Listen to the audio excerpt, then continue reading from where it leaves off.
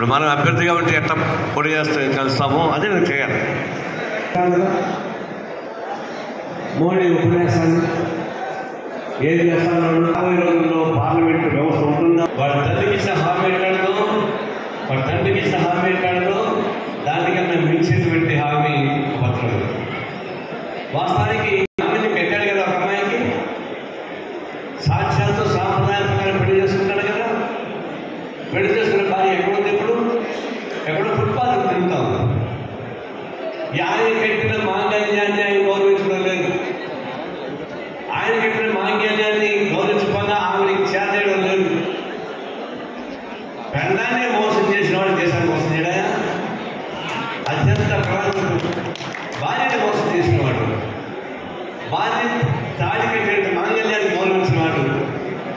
ఇప్పుడు ముస్లిమ్స్ నుంచి మన మాంగళ్యం లాక్కెళ్తా చెప్తున్నాయంటే, ముస్లిమ్స్ కానీ లాక్కెళ్ళేది నువ్వే లాక్కెళ్తావు కాబట్టి నువ్వే కాబట్టి నువ్వు వాళ్ళకి కోరాలని చెప్తావు. ఇది ఎక్స్పెక్ట్ పేమెంట్ కాదు. రేవంత్ రెడ్డికి ఇన్వెస్ట్ పంపించారు.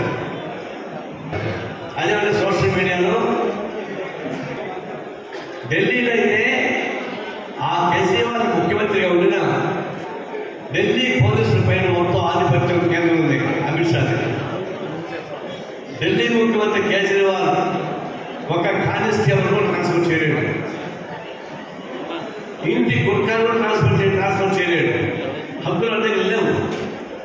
ఒకసారి కేజ్రీవాల్ నేను ఊరికి పోతే వచ్చే లోపల ఇంట్లో 10 మనుషుల్ని, తోటమాలని, చెత్త ఉంచేవాళ్ళని మొత్తం మార్చేశారు. వాళ్ళ ఆవిడ చెప్పినట్ట, ఈ ముఖ్యమంత్రి పని వద్దు, ఈ బగడం వద్దు, పోయి గుడిసెలో పోయి ఈ 3 రోజుల పాటు నేను చెత్త ఉంచుకోలేక, వాళ్ళని పాత్ర కడగలేక, చెట్లు నీళ్లు పోయినాక ఇబ్బంది పడతా చెప్పినట్ట. అంటే ముఖ్యమంత్రికి ఏమన్నా అక్కడ మొత్తం కేంద్రం చేస్తుంది. కాబట్టి ఆ పోలీసులు ఎట్లాంటి వాళ్ళు పోలీసు ఏం చెప్తే చేస్తారు. వాళ్ళు డైరెక్ట్గా వాళ్ళు పంపించారు ఇక్కడికి రేవంత్ రెడ్డికి. నేను సిబిఐ ఉంది కదా, ఈ పోలీసులు ఉన్నారు కదా, సెంట్రల్ వాళ్ళు ఉన్నారు కదా, మరి వాళ్ళని పంపిస్తారంటే వాళ్ళు ఎవరి ఆధారంగా ఉండరు. ఏ రాష్ట్రానికి పోయినా ఆ రాష్ట్ర ప్రభుత్వం పైన కానీ ఆ రాష్ట్ర పోలీసులు కానీ డైరెక్ట్గా అమిత్ షా మనుషులు వస్తారు, రేవంత్ రెడ్డి నుంచి ఎత్తుకొని పోతారు. రేవంత్ రెడ్డి జాయిన్ ఉంటాడు కదా, జీలక పెట్టలాగా ఆ జాయిన్ పెట్టండి ఇది ఇలా కాకుండా తిరగాల్సి తిరుగుతూ ఉంది. అందుకే అమిత్ షా కోపం వచ్చింది.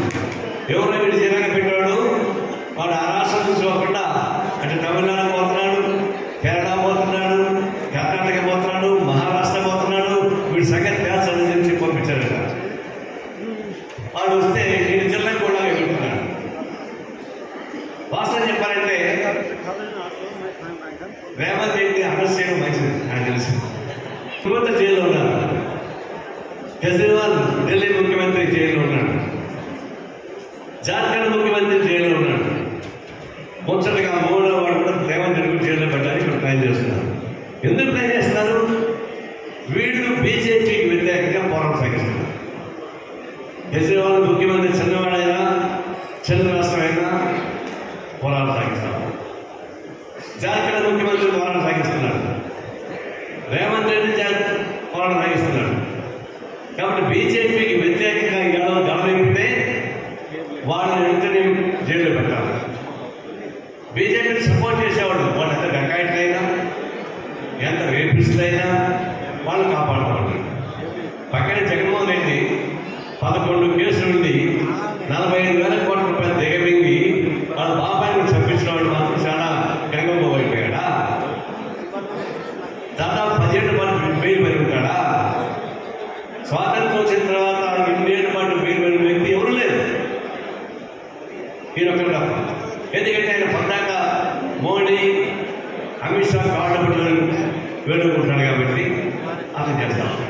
అంటే ఆయన సపోర్ట్ చేసిన మాత్రం బయట ఉంటారు, ఆయన వ్యతిరేకించిన